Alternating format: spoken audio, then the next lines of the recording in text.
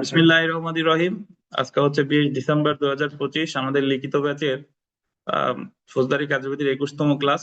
এবং আজকে আমরা আলোচনা করব 182 ধারা থেকে। গতদিন আমরা 177 ধারা থেকে আলোচনা করছিলাম। আমি একটু মনে করাই দিই যে ফৌজদারি মামলা বিচার এবং অনুসন্ধানের স্থান সম্পর্কে আলোচনা করছে 177 থেকে 189 ধারা পর্যন্ত। এর মধ্যে 177 ধারায় বলেছে যে অপরাধ যেখানে সংঘটিত হয়েছে বিচার হবে সেখানে। অপরাধ যদি এক জায়গায় হয় বিচার হবে সে এক জায়গায়। এবং 178 ধারায় বলছে যে ক্ষেত্রে 177 ধারায় কোনো অপরাধ সংঘটিত হয় তাহলে সেই অপরাধের বিচার যদি সরকার নির্দেশ দেয় অন্য কোথাও হতে পারে, এটা বলছে 178। 179 ধারায় বলা হয়েছে যে অপরাধ যেখানে সংঘটিত হয়েছে বা পরিণাম বা ফলাফল যেখানে দেখা দিয়েছে এই সকল জায়গার যে কোনো এক জায়গায় বিচার হতে পারে। এটা 2 জায়গায় হতে পারে, 3 জায়গায় হতে পারে, 10 জায়গায় হতে পারে, আরো বেশি জায়গায় হতে পারে। 181 আমরা পড়ছিলাম, 181-র যে সাবসেকশন গুলা এটা মনে না রাখলেও চলবে।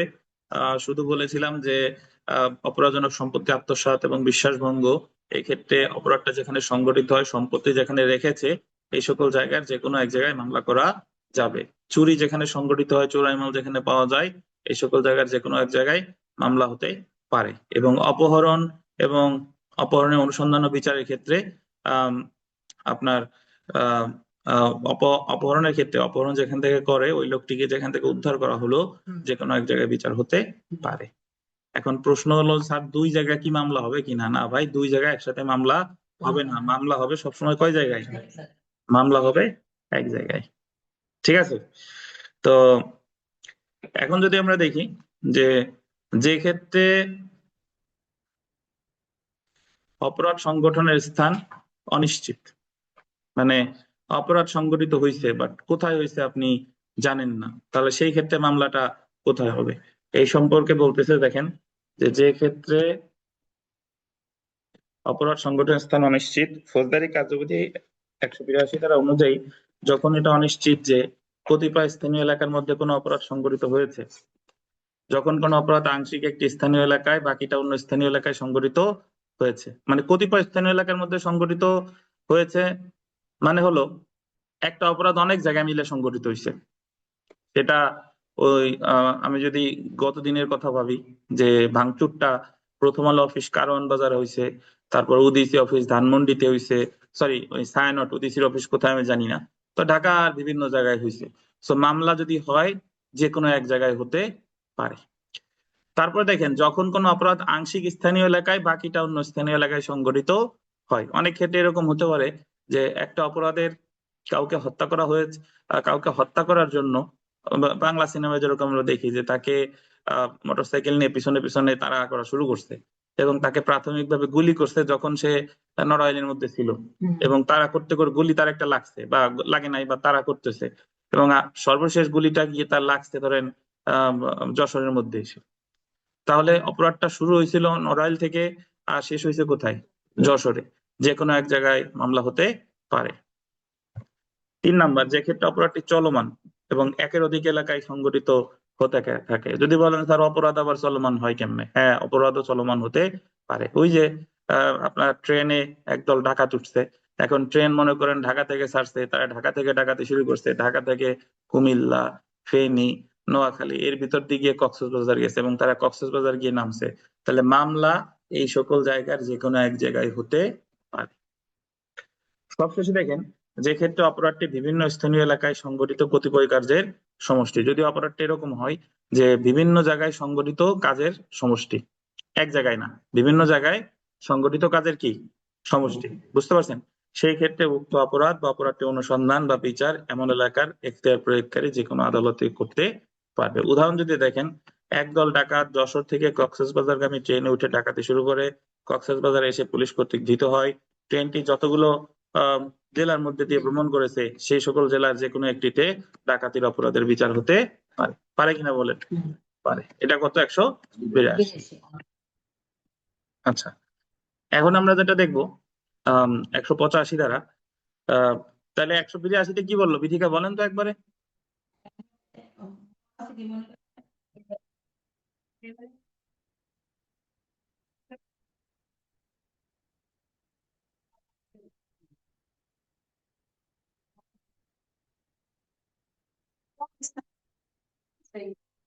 কোথায় ঘটিছে?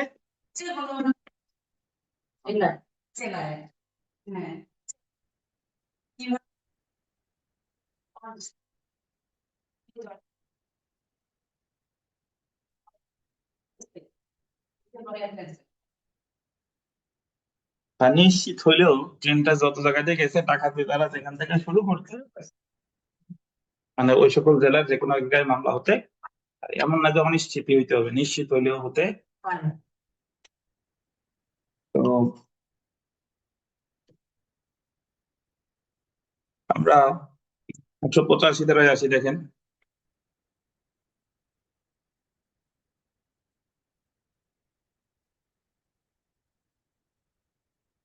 যে জেলায় বিচার হবে সেই ব্যাপারে সন্দেহ থাকলে হাইকোর্ট সিদ্ধান্ত নেবে। আগে আমরা 178-এ দেখছি যে অপরাধ যে জায়গায় হবে কোনো ক্রমে যদি সেই জায়গায় বিচার না হয় তাহলে সরকার নির্দেশ দিলে অন্য কোথাও হতে পারে। আর 185 ধারায় বলতেছে, দেখেন, দুই বা ততোধিক আদালতের কোনটিতে কোনো অপরাধের অনুসন্ধান বা বিচার অনুষ্ঠিত হবে এরূপ কোনো প্রশ্ন দেখা দিলে এই ব্যাপারে সিদ্ধান্ত গ্রহণ করবে হাইকোর্ট। মানে কনফিউশন দেখা দিয়েছে যে অপরাধটার বিচার শুরুতেই দুই জায়গা ছিল, ধরেন গোপালগঞ্জ অথবা খুলনা। এখন প্রশ্ন প্রশ্ন দেখা দিছে যে গোপালগঞ্জ বিচার হবে নাকি খুলনা বিচার হবে, তাহলে সেই ক্ষেত্রে সিদ্ধান্ত দিবে কে? সরকার না, কে? হাইকোর্ট। হ্যাঁ, তো এখন যদি বলেন স্যার তাহলে 178 আর 185-র মধ্যে পার্থক্য। 178 হলো যে অপরাধটা শুরুতেই দায়ের যোগ্য ছিল, বিচারযোগ্য ছিল এক জায়গায়, এবং কোনো ক্রমে যদি ওই জায়গায় বিচার না হয় তাহলে ওটা অন্য জায়গায় পাঠাতে পারে কে? সরকার। আর 185 হলো শুরুতেই বিচারযোগ্য ছিল কয় জায়গায়? দুই জায়গায়। এখন দুই বা ততোধিক। তো এই বিষয়ে যদি সন্দেহ দেখা দেয় তাহলে সিদ্ধান্ত নিবে কে? হাইকোর্ট বিভাগ। বুঝতে পারছেন? এটা হলো কত? 185। তো আমরা একটা উদাহরণ যদি পড়ি, ক খ কে খুলনায় গুরুতর জখম করে এবং খ ঢাকায় একটি হাসপাতালে মারা যায়। জখম করছে কোথায়? খুলনায়। মারা গেছে কোথায়? ঢাকায়। তো যদি ক্ষয়ের হত্যার বিচার খুলনা নাকি ঢাকাতে হবে এমন প্রশ্ন উত্থাপিত হয়, এই বিষয়ে হাইকোর্ট বিভাগ সিদ্ধান্ত নিতে পারবে যে কোনো জায়গায় বিচার অনুষ্ঠিত, যে কোন জায়গায় বিচার অনুষ্ঠিত হবে। বুঝতে পারছেন? তাহলে এই ক্ষেত্রে সিদ্ধান্ত নেবে কে? হাইকোর্ট। তাহলে আরিফ সাহেব, 178 আর 185 ভিতরে কি পার্থক্য আছে? কি কত? না 100 কত? হ্যাঁ 85, ঠিক আছে, বলেন 85 বলেন। 188 বলছে কি অপরাধ আদালতে হবে, ওই অপরাধটা যদি ইত্যাধীন আদালতের বাইরে তাও বিচারাধীন করতে হয় তাহলে এটা সরকারের পারমিশন নিতে হবে, নির্দেশ। 178 আর 185 কথা বলছে যে যদি কোনো অপরাধ দুই বা ততোধিক আদালতের বিচারযোগ্য হয় তাহলে এই দুই বা ততোধিক আদালতের যে কোনো একটি আদালতে বিচারযোগ্য করতে হলে এটা হাইকোর্টে পারমিশন, ঠিক আছে। এক জায়গায় অপরাধ হয়েছে আর এক জায়গায় বিচার করতে চাইলে ডিসিশন নেবে সরকার। আর আর যদি শুরুতেই দুই বা ততোধিক জায়গায় বিচারযোগ্য থাকে তাহলে সিদ্ধান্ত নেবে কে? হাইকোর্ট। তো আমরা চলে আসি বাংলাদেশের বাইরে সংগঠিত অপরাধের বিচার। যে অপরাধটা সংগঠিত হয়েছে বাংলাদেশের বাইরে, সেই অপরাধের বিচার কি বাংলাদেশি আইনে করা যাবে কিনা? এখানে একটু লেখেন অতিরাষ্ট্রিক প্রয়োগ।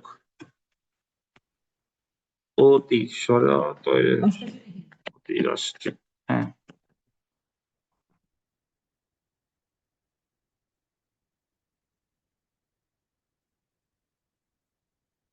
কি প্রয়োগ বলেন? অতিরাষ্ট্রিক প্রয়োগ। অতিরাষ্ট্রিক প্রয়োগ মানে হলো রাষ্ট্রের বাইরে প্রয়োগ। তো ফৌজদারি কার্যবিধির 188 ধারায় অতিরাষ্ট্রিক প্রয়োগ সম্পর্কে আলোচনা করছে, এবং সেম বিধান দণ্ডবিধিতে আছে 4 ধারায়। কত ধারায় বলেন? 4 ধারায়। অর্থাৎ যদি কোনো বাংলাদেশি বাংলাদেশের বাইরে কোনো অপরাধ করে, যে যে কাজটা বাংলাদেশে করলে অপরাধ হতো সেই কাজটা বাংলাদেশের বাইরে করলে তার বিচার বাংলাদেশে করা যাবে। কত ধারা? 188।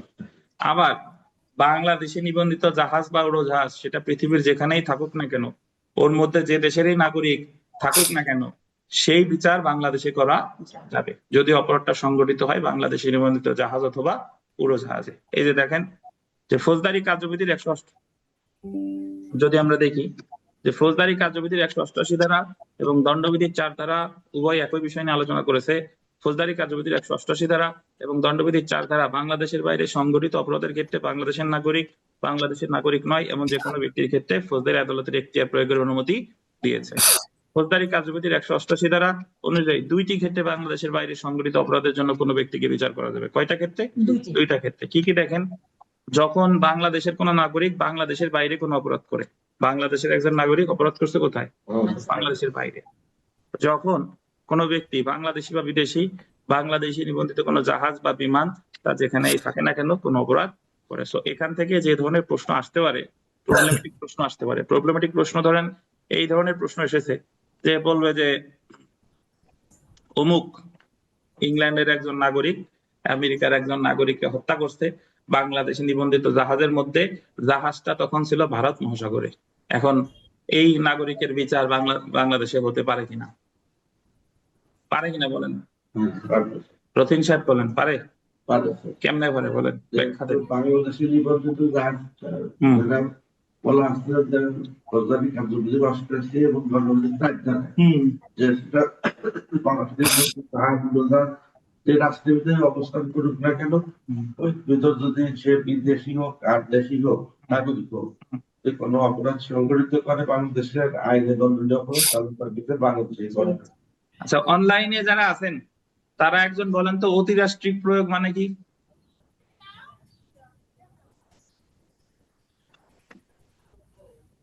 স্যার আমি বলবো স্যার। হ্যাঁ বলেন বলেন।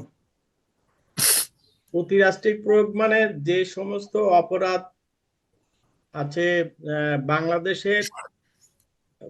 বাংলাদেশের আইনে অপরাধযোগ্য কিন্তু অপরাধটা সংগঠিত হচ্ছে বাংলাদেশের ভূখণ্ডের বাইরে, সেই সমস্ত অপরাধকে বলা হয় অতিরাষ্ট্রিক প্রয়োগ। জি জি। তো এটা ফৌজদারি কার্যবিধির আছে কত? 188 ধারায়, আর দণ্ডবিধির আছে 4 ধারায়। তো place of inquiry and trial, এই যে আমরা প্রশ্নটা পড়লাম, এই প্রশ্ন থেকে মেইনলি যে ধরনের প্রশ্ন হতে পারে সেটা হলো এইভাবে আসতে পারে যে অনুসন্ধান বিচারের স্থান সম্পর্কে আলোচনা করুন, এভাবে আসতে পারে। আর আসতে পারে সমস্যামূলক প্রশ্ন আকারে। এই সমস্যামূলক প্রশ্ন আকারে যদি আসে 179 আর 182 এই দুইটা ধারা ইম্পর্টেন্ট। যদি প্রশ্ন আসে এই দুইটা ধারা থেকে আসবে, 179 আর 182 একটা ফ্যাক্ট দিয়ে দিবে, বলবে যে বিচার কোথায় হবে।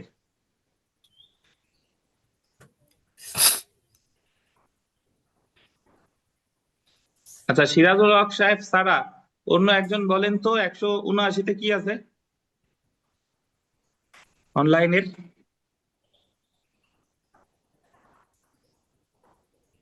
আমরা যে 179 পড়লাম, ফৌজদারি কার্যবিধির 179 ধারায় কি আছে? কেউ বলতে পারবেন অনলাইনের যে ভাই বোনেরা আছেন?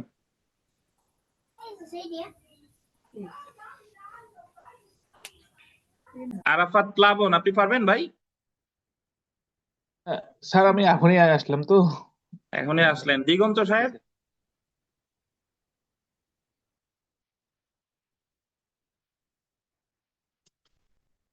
শফিক হেমায়তপুর নাকি? হ্যাঁ, মাহমুদ সাহেব পারবেন? জি স্যার। বলেন।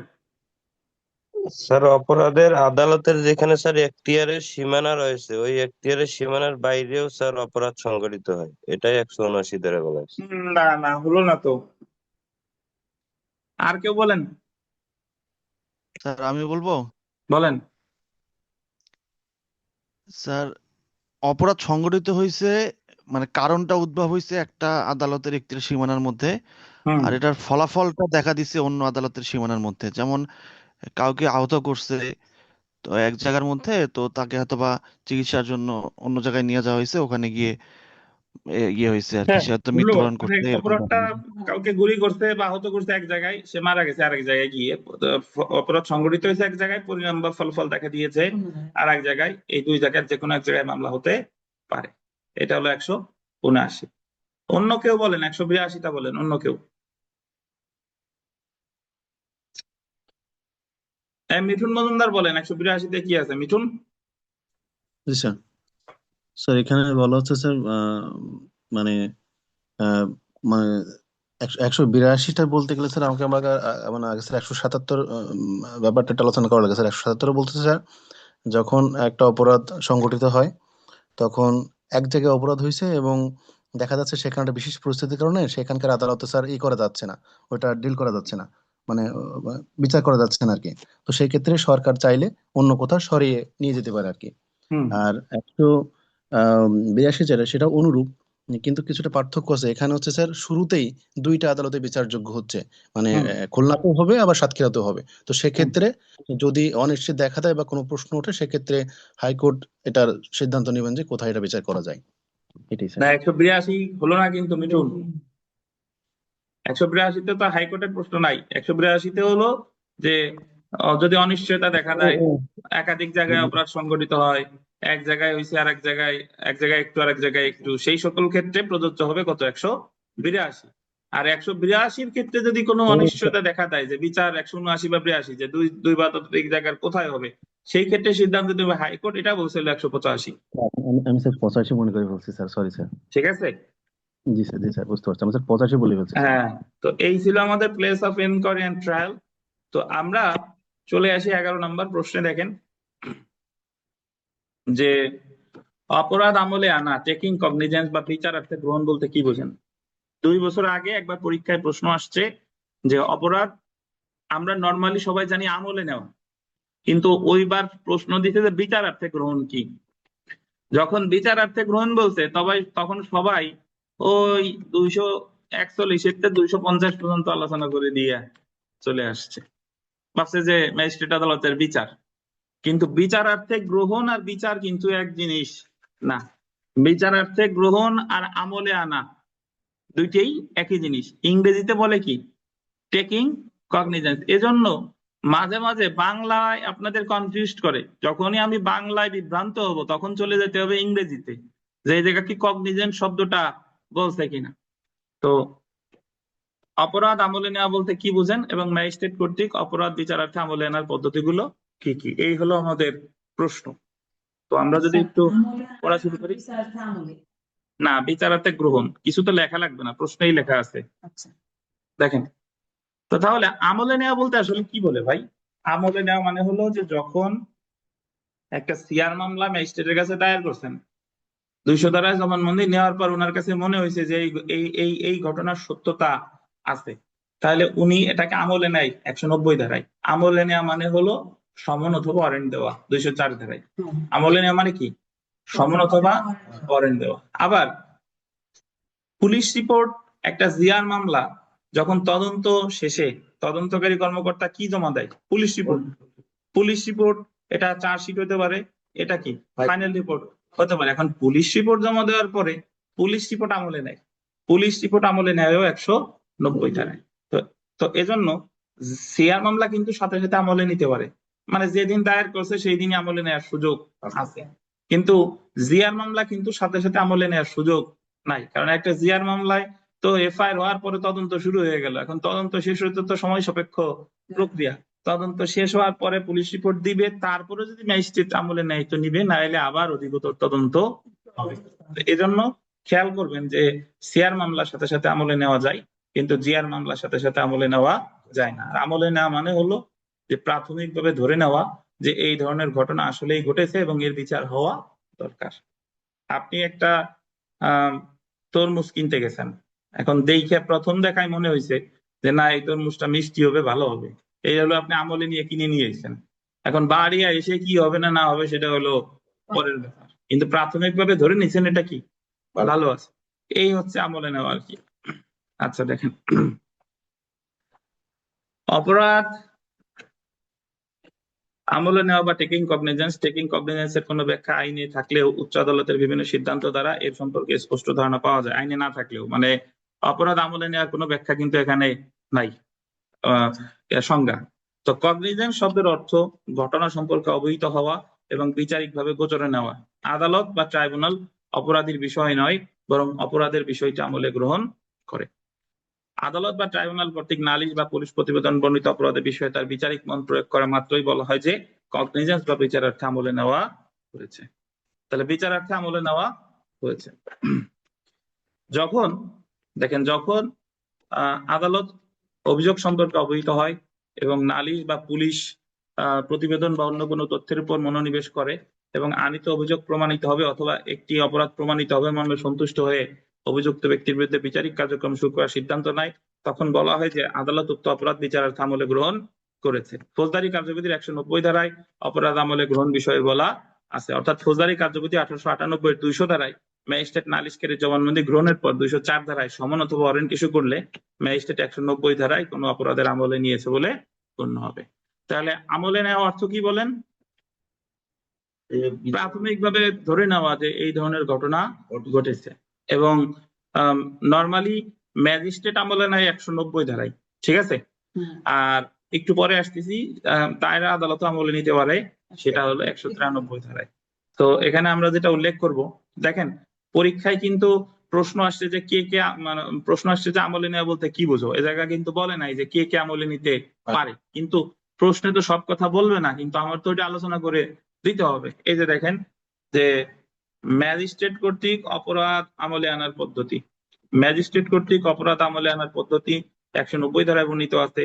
এই ধারার বিধান অনুযায়ী নিম্নে উল্লেখিত ম্যাজিস্ট্রেটগণ অপরাধ আমলে নিতে পারে। কে কে পারে দেখেন, প্রথমে যদি আমরা দেখি মহানগর এলাকায় চিফ মেট্রোপলিটন ম্যাজিস্ট্রেট। আর একটা জিনিস মনে রাখবেন, সহজ থিওরি, আমলে নেওয়া মানেই হলো ওই যে ম্যাজিস্ট্রেট আমলে নিতে পারে, তার মানে ওই ম্যাজিস্ট্রেটের কাছে নতুন মামলা করা যায়, ওই ম্যাজিস্ট্রেটের কাছে জামিনের দরখাস্ত করা যায়, ওই ম্যাজিস্ট্রেটের কাছে রিমান্ডের দরখাস্ত করা যায়, যে আমলে নিবে সেই আদালতে। বুঝছেন? গতকালে যে আমরা নারাজি দরখাস্ত নিলাম, লিখলাম না, তাহলে নারাজি দরখাস্তও দিতে হয় কোথায়? আমলি আদালতে।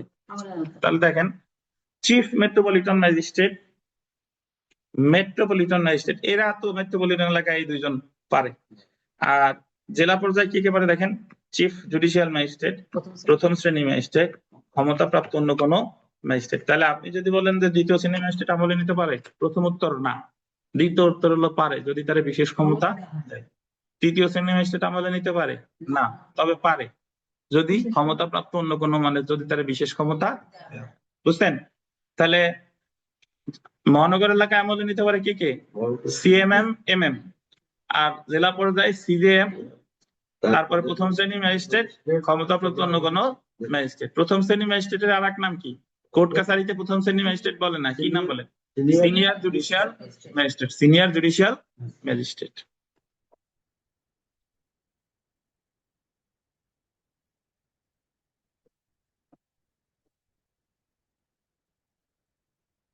এছাড়া 190 ধারা অনুযায়ী সরকার নির্বাহী ম্যাজিস্ট্রেটগণকে অপরাধ আমলে নেওয়ার ক্ষমতা প্রদান করতে পারে। উপরে উল্লেখিত ম্যাজিস্ট্রেটগণ 190 ধারায় গোল দিবেন 3টি উৎসের উপর ভিত্তিতে অপরাধ আমলে নিতে পারে। কয়টি উৎস? 3টি। তো এটা ইম্পর্টেন্ট। প্রথমে দেখেন নালিশের ভিত্তিতে, প্রথমটা কি? নালিশের ভিত্তিতে, মানে সিআর মামলা 190 ক। দ্বিতীয়টা হচ্ছে পুলিশ রিপোর্টের ভিত্তিতে 190 খ, জিআর অথবা নন জিআর, ঠিক আছে। তথ্য নিজস্ব জ্ঞান বা সন্দেহবশত কোনো তথ্য বলে 190 গ। তাহলে নালিশের ভিত্তিতে 190 ক, পুলিশ রিপোর্টের ভিত্তিতে 190 খ, তথ্য নিজস্ব জ্ঞান বা সন্দেহবশত কোনো তথ্য বলে 190 গ।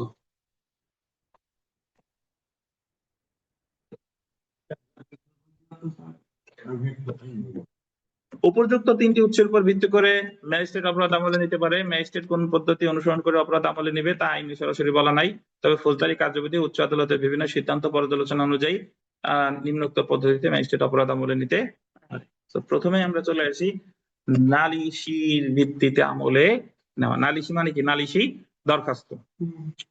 নালিশের ভিত্তিতে আমলে নেওয়া যদি আমরা দেখি, দেখেন নালিশের ভিত্তিতে অপরাধ আমলে নেওয়া, অপরাধ সংগঠনকারী ঘটনার সময় উল্লেখ করে দাখিলকৃত নালিশ গ্রহণ করে ম্যাজিস্ট্রেট 190 ক ধারা অপরাধটি আমলে নিতে পারে। এই ক্ষেত্রে প্রথম পদক্ষেপ হলো ফৌজদারি কার্যবিধি 200 ধারার অধীন অভিযোগ দায়েরকারী জবানবন্দি গ্রহণ করা।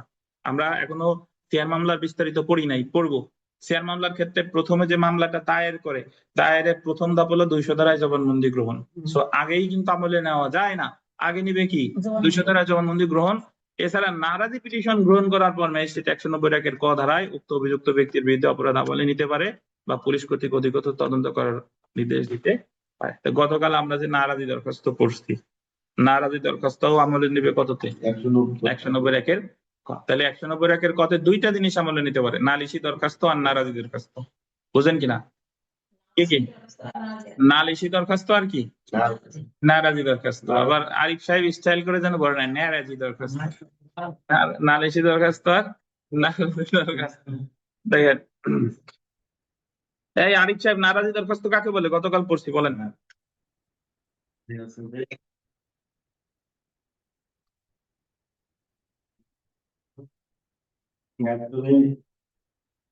ম্যাজিস্ট্রেটের কাছে হস্তান্তর করে, হস্তান্তর করার পরে এখানে ম্যাজিস্ট্রেট আদালতে দেয়। ম্যাজিস্ট্রেট আদালতে দেওয়ার পরে ওখানে দেখা গেল কি যে হস্তান্তর করার পরে ওখানে যে আহ, অভিযোগকারী ও যদি মনে করেন ওই নারাজের উপরে, সরি, ওই অভিযোগের উপর 173 উপরে যে আপত্তি থাকে, সেই আপত্তির উপরে যে আপত্তির উপরে যে দরখাস্ত দেয়, হ্যাঁ, সেই দরখাস্তটাই হচ্ছে সে নারাজ। এটা কি শুধু পুলিশ রিপোর্টের উপরে দেওয়া যায়? তার পুলিশের উপরে শেয়ার মামলায় কি পুলিশ রিপোর্ট থাকে? শেয়ার মামলা সে পুলিশ সবসময় নাও তো থাকতে পারে। না, সবসময় শেয়ার মামলায় তদন্ত দেয় না সমাজ সেবা কর্মকর্তা তদন্ত, হ্যাঁ। তারপরে চেয়ারম্যান তদন্ত, সবসময় যে ওসি তদন্ত দেয় বিষয়টা তা না। क्या है?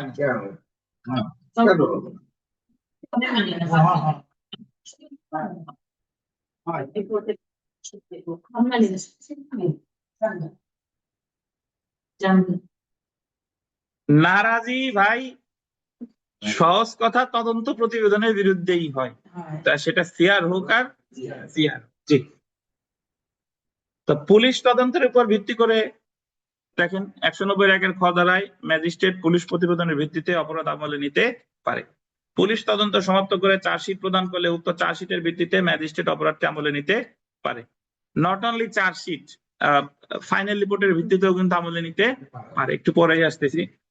পুলিশ তদন্ত সম্পন্ন করার পর চূড়ান্ত প্রতিবেদন দাখিল করলে অভিযুক্তকে অব্যাহতি দিতে পারে, কিন্তু যেহেতু পুলিশের চূড়ান্ত প্রতিবেদন ম্যাজিস্ট্রেট উপর বাধ্যকর না, সেহেতু ম্যাজিস্ট্রেট চূড়ান্ত প্রতিবেদনের ভিত্তিতে অপরাধ আমলে নিতে পারে, যেমন আমলে নিয়ে থাকে চার্জশিটের ভিত্তিতে। এই যে দেখেন, এটা আন্ডারলাইন করবেন। বিবিআই এই মামলাটা আব্দুস সালাম বনাম রাষ্ট্র 36 জেলার এডি 58। মামলায় বলা হয়েছে, যখন ফাইনাল রিপোর্ট জমা দেওয়া হয়, ম্যাজিস্ট্রেট ফাইনাল রিপোর্ট গ্রহণ করতে বাধ্য নয়, বরং সে তার বিচারিক স্বেচ্ছাধীন ক্ষমতা প্রয়োগ করতে পারে এবং পুলিশ কর্তৃক দাখিলকৃত নথিতে অপরাধের সত্যতা খুঁজে পেলে ফাইনাল রিপোর্টের ভিত্তিতে 190 খ ধারায় অপরাধ আমলে নিতে পারে। তাহলে ফাইনাল রিপোর্টও কিন্তু আমলে নিতে পারে, পারে কিনা? কত ধারায়? 190 খ ধারায়। কোন মামলায় বলছে? আব্দুস সালাম বনাম রাষ্ট্র। আব্দুস সালাম বনাম রাষ্ট্র। তাহলে নালিশি দরখাস্তের ভিত্তিতে আমলে নেয় 190 ক, পুলিশ প্রতিবেদনের উপর ভিত্তি করে আমলে নেয় 190 খ। আমরা যদি তৃতীয়টা দেখি, দেখেন তৃতীয় নম্বরটা, যে অন্য কোনো উৎস হতে প্রাপ্ত তথ্যের ভিত্তিতে। ধারা 190 গ ধারা অনুসারে পুলিশ ব্যতীত অন্য কোনো ব্যক্তির নিকট হতে প্রাপ্ত তথ্য অনুযায়ী ম্যাজিস্ট্রেট নিজস্ব জ্ঞান, পুলিশ ব্যতীত অন্য কোনো ব্যক্তির তথ্যের কাছ থেকে, দেখছেন মানে পুলিশ দেয় নাই তথ্য, দিছে কে? অন্য কোনো, বা ম্যাজিস্ট্রেট আন্ডারলাইন করে নিজস্ব জ্ঞান। ম্যাজিস্ট্রেট নিজস্ব জ্ঞান মানে হলো ওনার কাছে কেউ অভিযোগ করে নাই, উনি নিজে সংক্ষুব্ধ, অথবা ব্যক্তিগতভাবে সন্দেহবশত কোনো তথ্য পেলে অপরাধ আমলে নিতে পারে। এখানে একটু ব্র্যাকেটে বা এর সাথে লিখে রাখেন যে এই ধারায় তৃতীয় শ্রেণীর ম্যাজিস্ট্রেট আমলে নিতে পারে না। এই ধারায় লেখেন, এই ভাষাটা এইভাবে লিখলে ভালো হয়। এই ধারায় এই যে এখান থেকে লিখবেন, এই ধারায় তৃতীয় শ্রেণীর ম্যাজিস্ট্রেটকে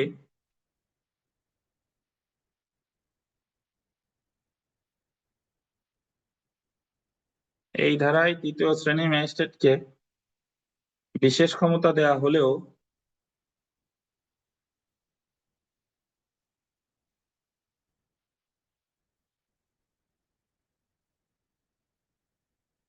তিনি আমলে নিতে পারেন না।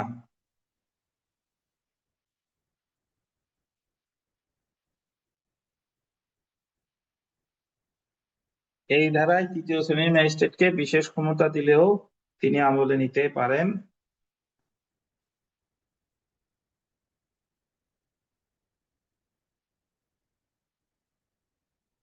তো তাহলে আমলে নেয় কয়টা উৎসের উপর ভিত্তি করে?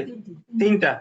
নালিশি মামলা আমলে নেয় 190 ক, নারাজি আমলে নেয় 190 ক, পুলিশ রিপোর্টের ভিত্তিতে আমলে নেয় 190 খ, আর নিজস্ব জ্ঞান স্বপ্রণোদিত সুমুট আমলে নেয় 190 ক। সুমুট আমলে নিতে পারে নাকি? তৃতীয় শ্রেণীর ম্যাজিস্ট্রেট। কোনো প্রশ্ন আছে অনলাইনের ভাই বোনেরা? কোনো প্রশ্ন আছে আপনাদের?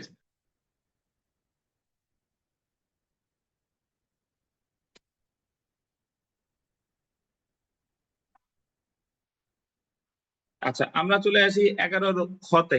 11 খ।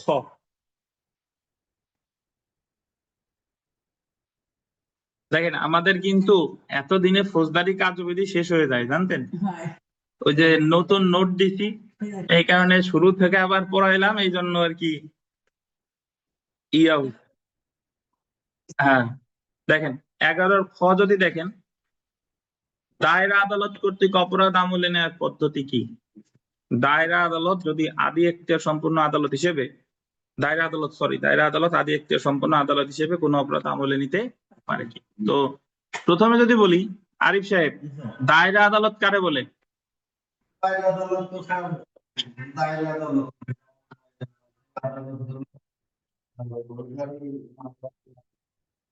যেহেতু ম্যাজিস্ট্রেট ও আদালত হয়, দায়রা আদালতের সুনির্দিষ্ট কি বলবেন?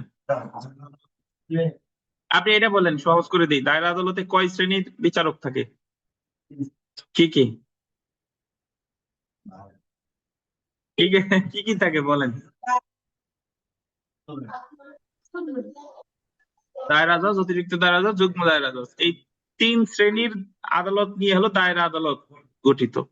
তো এখন দায়রা আদালত মানে এই 3টা আদালত কি কোনো মামলা আমলে নিতে পারে কিনা, এটা হলো প্রশ্ন। সরাসরি পারে না, যদি ওনাদের কাছে পাঠাই তাহলে নাই। এখন এটা বিশেষ পরিস্থিতিতে, নরমালি কিন্তু সাধারণ আমরা যে মামলা টামলা আছে, এই মামলা টামলা আমলে নেয় সরাসরি ম্যাজিস্ট্রেটই। সেটা খুনের মামলা হলেও আমলে নেয় কে? ম্যাজিস্ট্রেট। কিন্তু এই বিধানটা রাখছে যে আলাদা যদি আইন কোনো তৈরি করে বা বিশেষ কোনো বিধান থাকে তাহলে আমলে নিবে কে? দায়রা আদালত। তবে একটা জিনিস খেয়াল করবেন, দায়রা আদালত নিজে নিজে কখনো আমলে নিতে পারে না, আগে ওনার কাছে ম্যাজিস্ট্রেট পাঠাবে, তারপরে আমলে নিবে, সরাসরি ওনার কাছে যাওয়া যাবে না। দেখেন, দায়রা আদালত কর্তৃক অপরাধ আমলে নেওয়ার পদ্ধতি: মামলা আমলে নেওয়ার ক্ষমতাপ্রাপ্ত ম্যাজিস্ট্রেট অভিযুক্তকে দায়রা কোর্টে পাঠানোর পর 193 এক ধারা অনুযায়ী দায়রা জজ অপরাধ বিচারার্থে হবে, এটা একটু বলে, বিচারার্থে একটা র আছে, কেটে দেন, অপরাধ বিচারার্থে আমলে নিতে পারে। সুতরাং আদি এখতিয়ার সম্পন্ন আদালত হিসেবে দায়রা আদালত কোন অপরাধ আমলে নিতে পারে।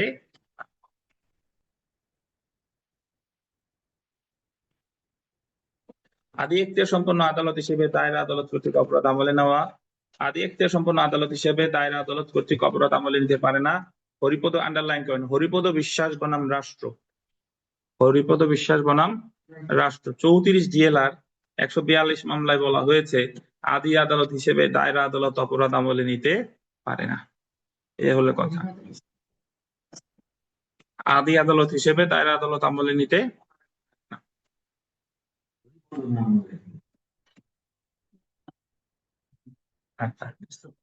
এখন আমাদের এটা প্রশ্নের অংশ না, এই যে দেখেন থার্ড ব্র্যাকেটের মধ্যে প্রশ্নের অংশ না, বাট আমাদের জানতে হবে।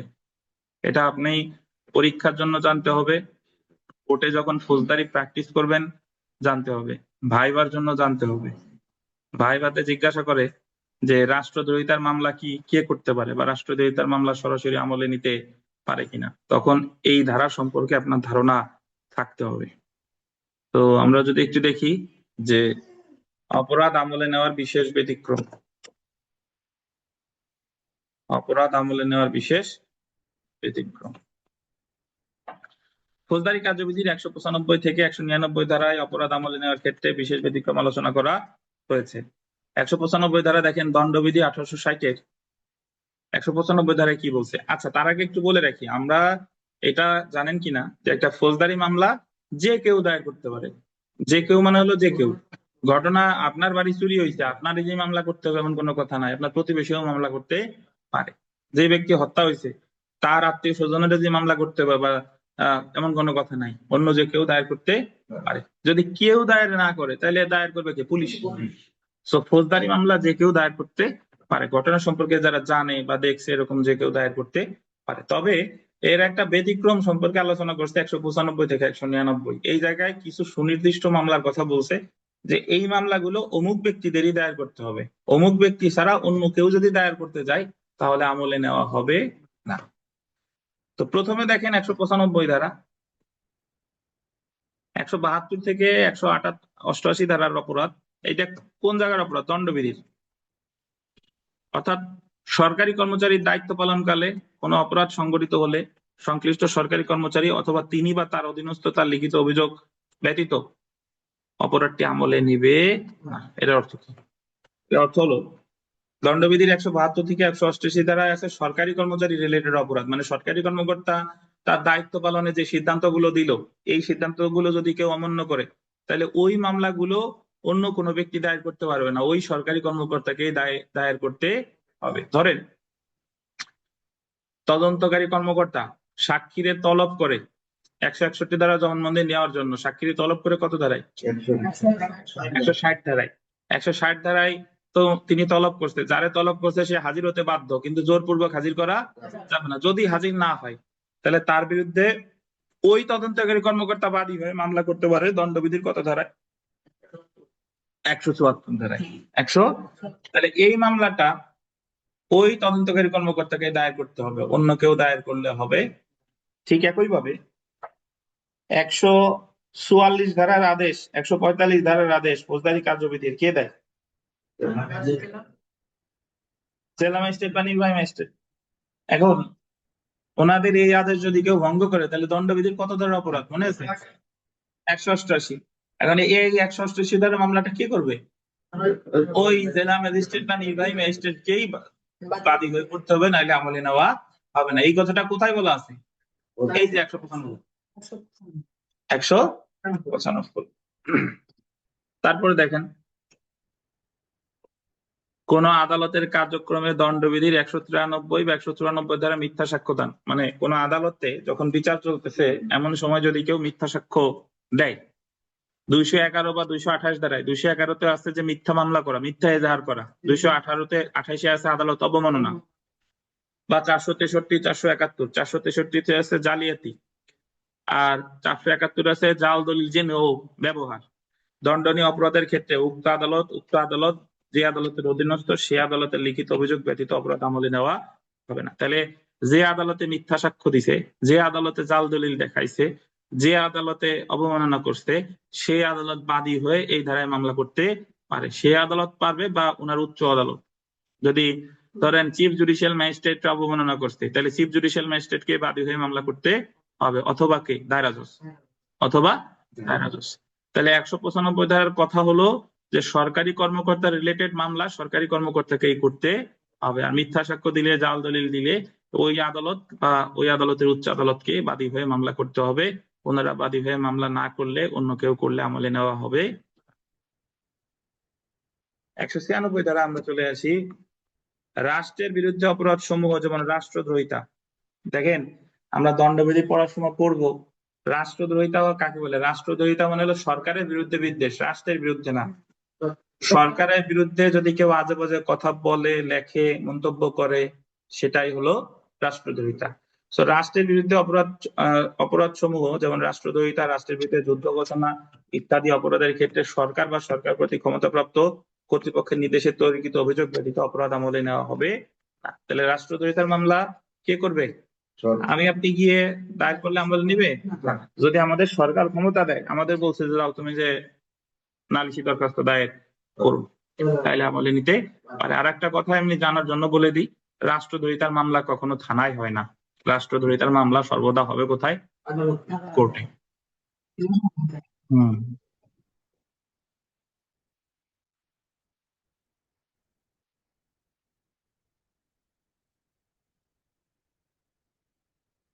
বুঝলেন?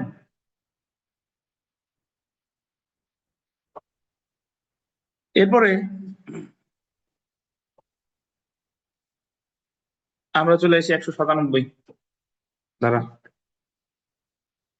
বিচারক বা সরকারি কর্মকর্তার বিরুদ্ধে কোনো মামলার ক্ষেত্রে সরকারের অনুমতি ব্যতীত অপরাধ আমলে নেওয়া হবে না।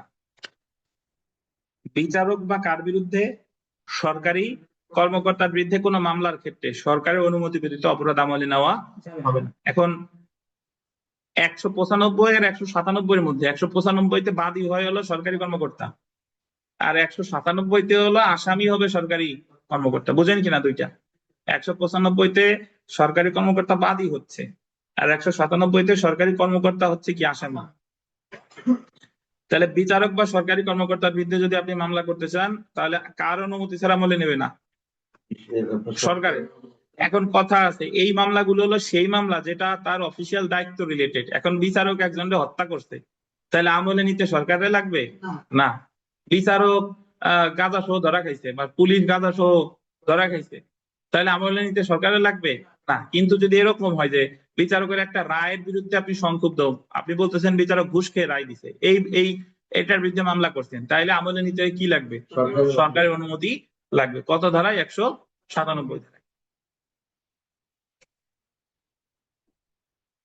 198 ধারা দেখেন, চুক্তিভঙ্গ, মানহানি, দিগামিতা। কি কি? চুক্তিভঙ্গ, মানহানি, দিগামিতা অপরাধের ক্ষেত্রে সংক্ষুব্ধ ব্যক্তির অভিযোগ ছাড়া আমলে নেওয়া হবে না। কার অভিযোগ ছাড়া? সংক্ষুব্ধ। চুক্তিভঙ্গ, মানহানি, চুক্তিভঙ্গে যে চুক্তির পক্ষ থাকে, যে ক্ষতিগ্রস্ত, সে মামলা করতে পারে। মানহানির ক্ষেত্রে যে ক্ষতিগ্রস্ত হয়েছে সে মামলা করতে পারে। দিগামিতা কাকে বলে? বিথিকা।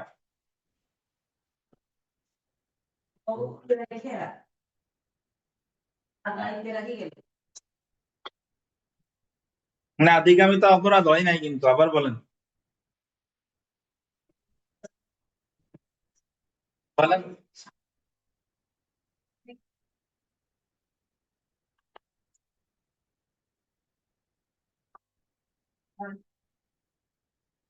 আমাদের আরিফ সাহেব একটু যোগ করেন, দিগামিতার অপরাধে কে দণ্ডিত হয়, স্বামী না স্ত্রী?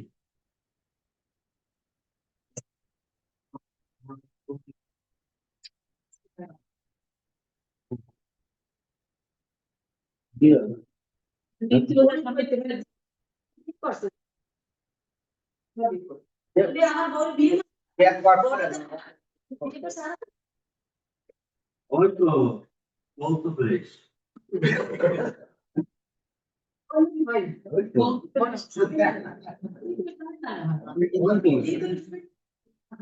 আমি এই শুনেন দেখি, সিরাজুল হক সাহেব বলেন, একটু বলেন, দিগামিতার অপরাধে কে দণ্ডিত হতে পারে? তার স্বামী বা স্ত্রী আছে, যে কোনো একজন হইতে পারে। দিগামিতার দিগামিতা অপরাধে অর্থ স্বামীও হলো দণ্ডিত হতে পারে, স্ত্রীও দণ্ডিত হতে পারে।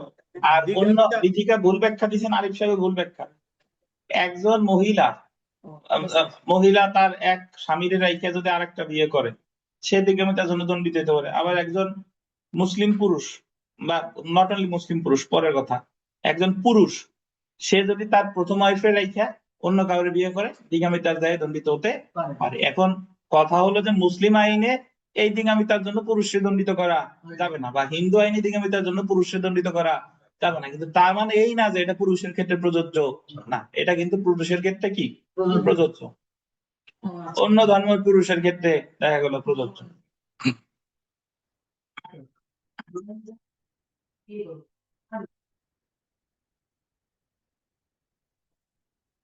কি আরিফ সাহেব?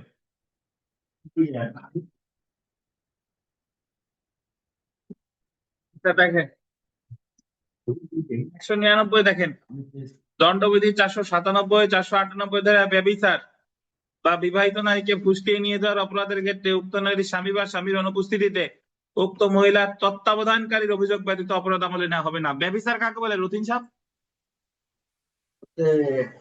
এক পুরুষ যদি অন্য কোনো নারী, বিবাহিত নারীর সাথে অবৈধ সম্পর্ক করে, সেটা হচ্ছে ব্যভিচার। ব্যভিচার, ধন্যবাদ। কোন বিবাহিত নারীর সাথে যারা সম্পর্ক করবে তারাই ব্যভিচার করছে বলে গণ্য হবে।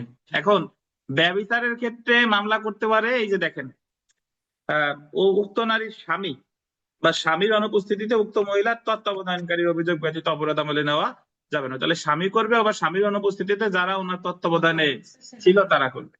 কত দ্বারা? 199। বুঝছেন? তাহলে দ্বিগামিতার কথা বলছে 198 আর ব্যভিচারের কথা বলছে কত? 199। এখন আপনারা অনলাইন অফলাইনে যারা আছেন ঝটপট আমাদের 195 থেকে 199 তে লিখে দেখান, ঝটপট। 10 মিনিট সময় 195 থেকে 199 লিখে দেখেন ঝটপট।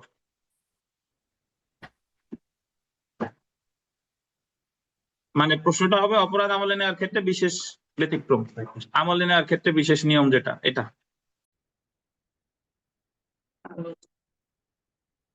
সূর্য সাহেব আছেন? এই যে আপনার খাতা দেখেন, আপনি সরাসরি 195 থেকে শুরু করেছেন। আগে 2-4 কথা আনুষঙ্গিক ভাবে লিখতে হয়। যে এরকম যে অপরাধ আমলে নেওয়ার বিশেষ ব্যতিক্রম সম্পর্কে আলোচনা করছে 195 থেকে 199। আরো যদি 2-4 কথা লিখতে চান এইভাবে লেখা যায় যে সাধারণত যে কোনো ব্যক্তি মামলা করলে আদালত অপরাধ আমলে নিতে পারে, কিন্তু এর বিশেষ ব্যতিক্রম সম্পর্কে আলোচনা করা হয়েছে 195 থেকে 199 ধারায়, যেখানে বলা হয়েছে যে সুনির্দিষ্ট কিছু ব্যক্তিকেই মামলা দায়ের করতে হবে, না হলে আমলে নেওয়া হবে না। নিম্নে এই ব্যতিক্রম সম্পর্কে আলোচনা করা হলো। এই হচ্ছে কথা, বুঝছেন? তো সূর্য আপনি এইভাবে লিখবেন, আর এখানে যা লিখেছেন এখানে আপনি 5-2 পাবেন। জি স্যার।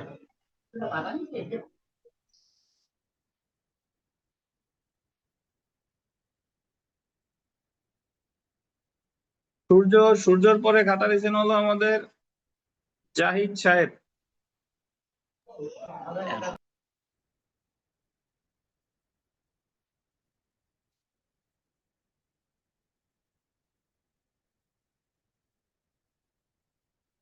জাহিদ সাহেব দেখা যাচ্ছে খাতা? দেখা যাচ্ছে না স্যার। এই তো দেখা যাচ্ছে, এখন দেখা যাচ্ছে না? এখনো আসে নাই, ঘুরতেছে স্যার। এরপরে আমরা জাহিদ সাহেব 5-2 পেয়েছে, লাকি বিশ্বাসের খাতায় চলে আসি।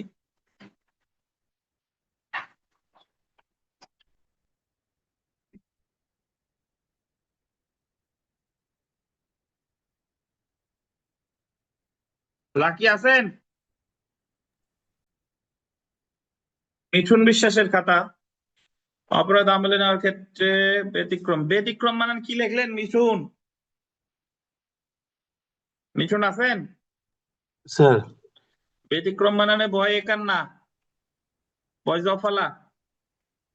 আইনি ভাষা অপরাধ আমলে নেওয়া বা টেকিং কগনিজেন্স কোনো অপরাধ সংঘটিত হয়েছে প্রাথমিকভাবে ধরে নিলে বিচার করা শুরু হয়, সাধারণত ফৌজদারি আদালত করে দিয়েছে। বিশেষ নিয়ম আছে। ওকে, কোনো অপরাধ সংঘটিত হলে তার লিখিত অভিযোগ অপরাধ আমলে নেওয়া হবে না। রাষ্ট্রের বিরুদ্ধে অপরাধ, রাষ্ট্রদ্রোহিতা চূড়ান্ত অপরাধ আমলে নেওয়া ক্ষেত্রে সরকার বা সরকার কর্তৃক সরকারি কর্মচারীর বিরুদ্ধে। এটার ধারা কোথায়? এ জায়গা তো ধারা লেখেন নাই। রাষ্ট্রের বিরুদ্ধে যে অপরাধ, এটার ধারা কত? 196 লেখছেন কোথাও? সরকারি কর্মচারী 197 লেখেন নাই।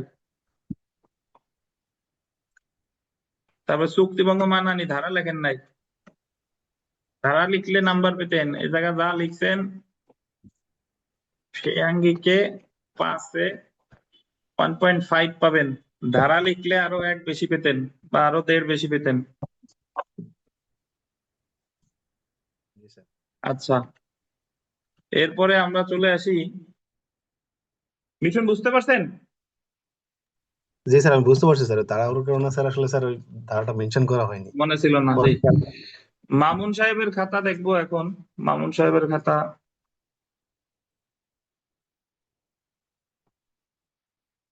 অপরাধ আমলে নেওয়ার বিশেষ ব্যতিক্রম, ফৌজদারি কার্যবিধির এত থেকে এত ধারায় অপরাধ আমলে নেওয়ার বিশেষ ব্যতিক্রম সম্পর্কে আলোচনা করা হয়েছে। দণ্ডবিধির এত থেকে এত ধারা অনুমতি লাগবে, মিথ্যা সাক্ষ্যদান, রাষ্ট্রদ্রোহিতা মামলায়। মামুন সাহেব দেখছেন নাকি? জি না স্যার, দেখি নাই স্যার, আগে একটু পড়া ছিল তো স্যার, এই জন্য দেখি নাই স্যার। দেখেন নাই? না দেখলে হবে? দেখেন আছে।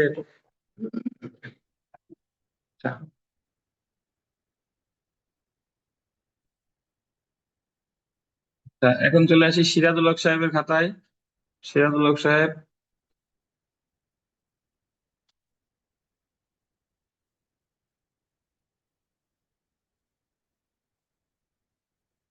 সিরাজুল হক সাহেব দেখা যাচ্ছে? ফৌজদারি কার্যবিধি 1899 অপরাধ আমলের বিধিবিধান থাকলেও এই আইনের এত কিছু ব্যতিক্রমকে অপরাধ আমলের ক্ষেত্রে বিশেষ ব্যতিক্রম সমূহ 196 ধারায় রাষ্ট্রদ্রোহিত মামলার ক্ষেত্রে সরকার বা সরকার কর্তৃক ক্ষমতাপ্রাপ্ত অভিযোগ ছাড়া আমলে দিবে না। ফৌজদারি 197 ধারার মধ্যে সরকারি কর্মকর্তা বিচারক অফিসিয়াল ডিউটির ক্ষেত্রে জি চুক্তিভঙ্গ মানহানিক 198 থেকে আবেদিত 199 ধারায় অপরাধ আলোচনা থেকে বিশেষ ব্যতিক্রম আলোচনা। ধন্যবাদ।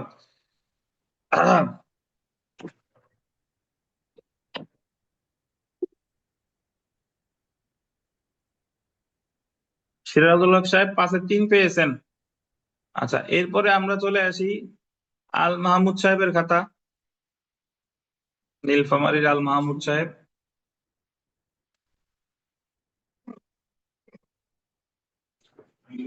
মাহমুদ সাহেব আছেন? জি স্যার, দেখা যাচ্ছে স্ক্রিনে? এখনো আসে নাই স্যার। আচ্ছা, এই যে দেখেন আসছে, অপরাধ আমলের ক্ষেত্রে বিশেষ ব্যতিক্রম আলোচনা করা হয়েছে।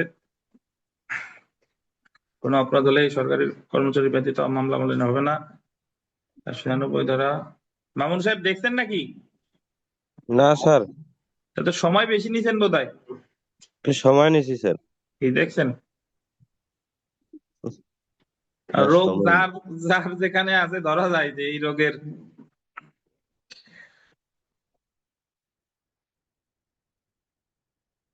সময় বেশি নিছেন এই কারণে হাত কম। যা লিখছেন যদি নির্দিষ্ট সময়ের মধ্যে লিখতেন তাহলে 3 পেতেন।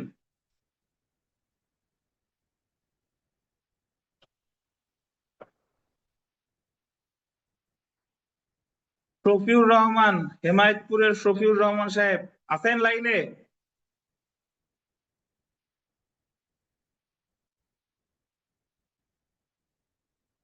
অপরাধ আমলের ক্ষেত্রে বিশেষ ব্যতিক্রম নিম্নে আলোচনা করা হলো 195 পর্যন্ত অপরাধ আমলের বিশেষ ব্যতিক্রম গুলো আলোচনা করা হলো 195 ধারা। ওকে, যেন রাষ্ট্রের বিরুদ্ধে অপরাধের ক্ষেত্রে নির্দেশ ব্যতীত। কেটে গেছে পুরো লাইন, তো আপনি ছবি তুলতে পারেন না। আপনারা যারা এখনো পিডিএফ তৈরি করতে পারেন না, পিডিএফ তৈরি করা খুব সহজ। দেখে আপনাদের আলাদা একটা ভিডিও দিতে হবে পিডিএফ তৈরি করার।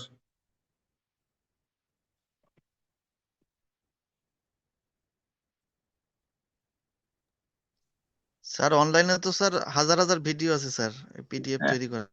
তাহলে একটু দেখে একজন ভিডিও আছে শেয়ার করে ইউটিউব। দেখে একটু শিখে নিয়েন। পিডিএফ দিলে খাতা আমার এই স্ক্রিনে আনতে ভালো হয়, নাহলে এই ছবি দিলে আবার উল্টা হয়ে যায়, বুঝছেন? হাজার হাজারের ভিতরে একটা জায়গা দিয়ে দেন শেয়ার করে, যেভাবে ডাউনলোড করতে হয় আমাদের গ্রুপে। আচ্ছা স্যার, ঠিক আছে। তো আরিফ রায়হান খান সাহেব লিখছেন ব্যতিক্রম ফৌজদারি কার্যবিধি 195 ধারা পর্যন্ত ব্যতিক্রম সমালোচনা করেছে 195 রাষ্ট্রের বিরুদ্ধে 198। ওকে, আরিফ রায়হান খান। আরিফ রায়হান খান দেখছেন নাকি? না স্যার।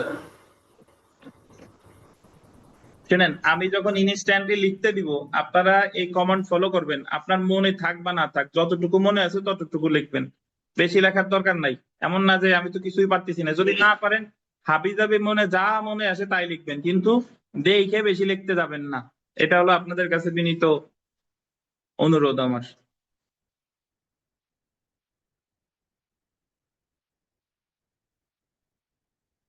প্লাবন সাহেব আছেন? প্লাবন সাহেব। জি স্যার।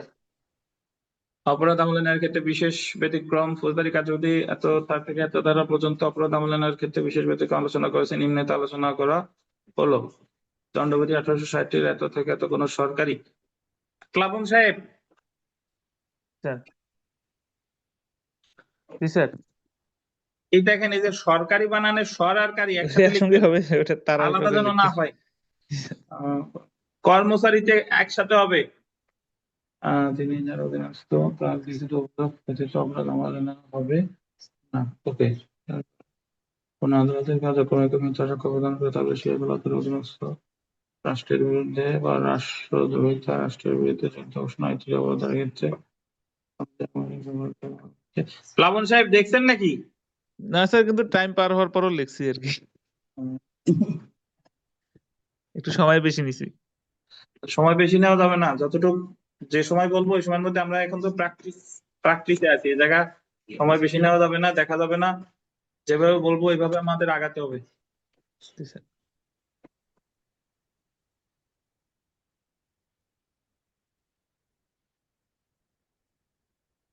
আর কেউ বোধহয় খাতা দেন নাই, আলী আরাফাত প্লাবনী শেষ। তো আমি একটু বলে দিই, সেটা হলো যে আপনাদের প্রথম যেদিন আমরা ক্লাস করছিলাম, মানে প্রথম পরীক্ষা নিছিলাম 1 থেকে 4 পর্যন্ত, নাকি? আপনাদের আর একটা পরীক্ষা অনুষ্ঠিত হবে, সেটা হচ্ছে আমি বলে দিই বৃহস্পতিবারে। কবে বলেন তো?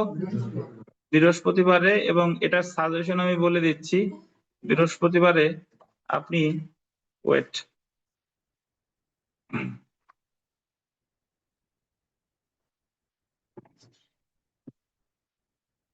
বৃহস্পতি প্রথম পরীক্ষা আমরা ছিলাম 1 থেকে 4, আর বৃহস্পতিবারে হবে 5 থেকে 9 পর্যন্ত। 5 থেকে 9 আমাদের আগামী বৃহস্পতিবার, মানে আপনার কত 25 তারিখে, 25 তারিখে 5 থেকে 9 ফৌজদারি কার্যবিধির লিখিত পরীক্ষা।